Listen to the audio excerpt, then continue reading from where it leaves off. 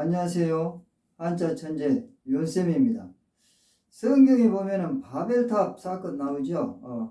바벨탑 사건과 교훈에 대해서 알아보겠습니다. 창세기 10장은 야베스 후손을 거슬러 추적하고 다음에는 함의 후손, 마지막으로 셈의 후손을 언급하고 있습니다. 창세기 보시겠습니다.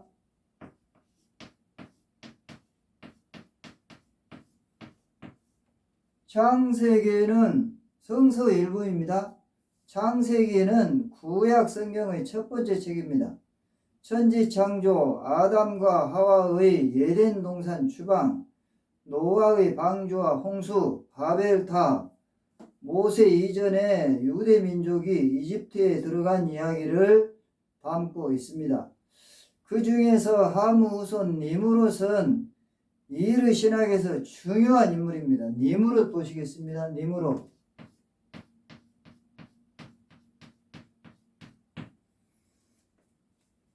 니므롯은 성경의 인물로 노아의 4대 손입니다. 메소포타미아 지역을 최초로 정복한 자입니다. 사냥꾼, 통치자, 건축자, 또 하나님께 대적한 그런 인물입니다. 또 악명 높은 바벨탑을 세우는데 주도한 인물입니다. 니므롯은 바벨론의 노골적인 침략 제국을 건설했습니다. 그는 폭군, 두려워할 만한 강력한 사냥꾼이었으며 그의 가장 중요한 역할은 도시의 건축자였습니다. 바벨론 보시겠습니다. 바벨론.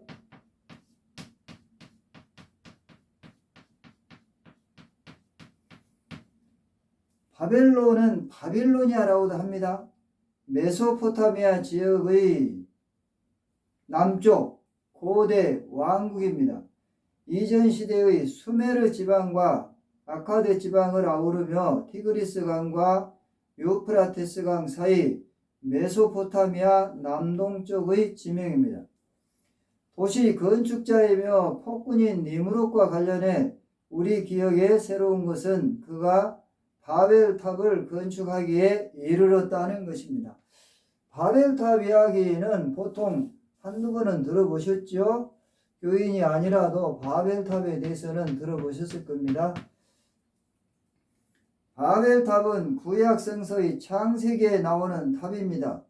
노아의 자손들이 하늘에 닿는 탑을 쌓기 시작하였으나 여호와가 노하여 공사를 끝내지 못하게 하였다고 합니다.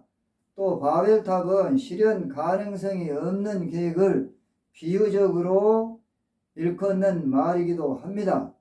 바벨은 고대 근동에 있던 다른 많은 도시와 마찬가지로 성벽으로 둘러싸인 큰 성전이나 신전입니다.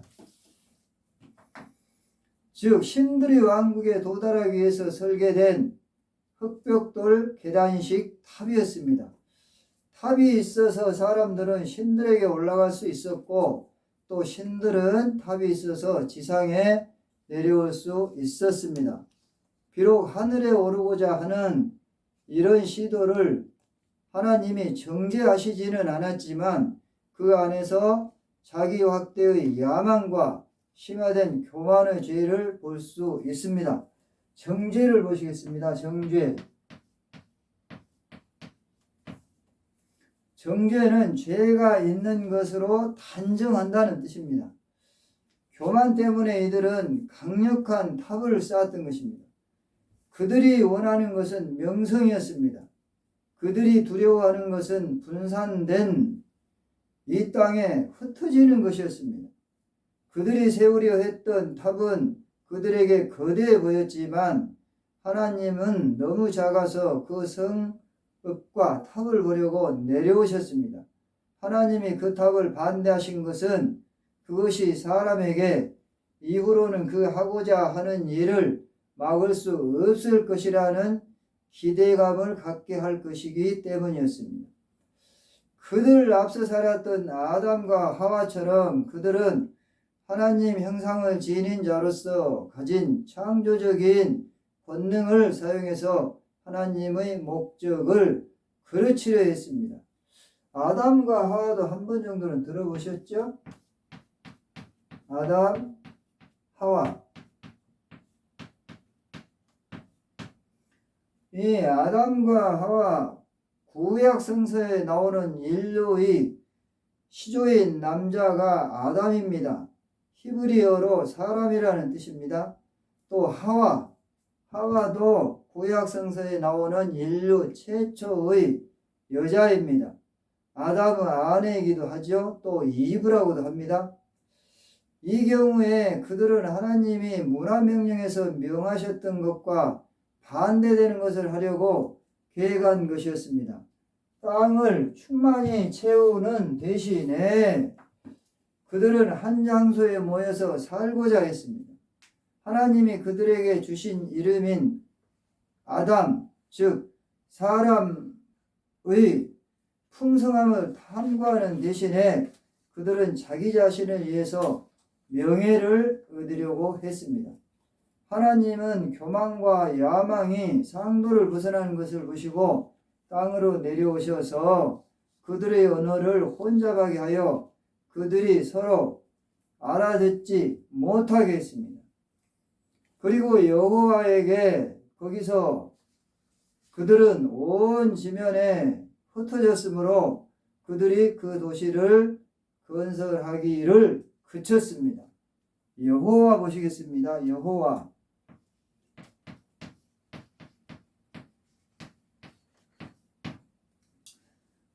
여호와는 구약 성서에 나오는 이스라엘 민족의 유일신입니다. 바벨탑 사건에서 우리는 오늘날 우리가 하는 일에 대해서 무엇을 배울 수 있을까요? 건축자가 저지른 허물은 땅에 퍼져 땅을 충만케 하려는 하나님의 명령을 불순종한 것입니다.